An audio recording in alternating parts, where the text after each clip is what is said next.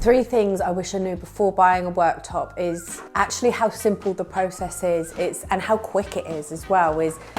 Danny's here templating, and then he said that turnaround time is from 7 to 10 days. So I was expecting like at least 2-3 weeks. So I can't believe how quick the process is.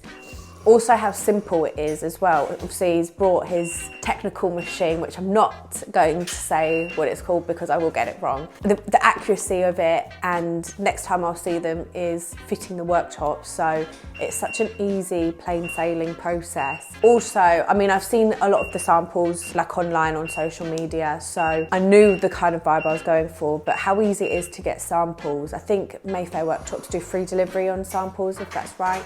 And so you can literally get samples sent to your house and then be able to kind of get the idea, even putting it against your cabinets as well, just to make sure that it matches the vibe that you're going for. So that's a really big bonus, is being able to get worktops sent to the comfort of your home and be able to compare it to the kitchen that you're going to have in anyway as well.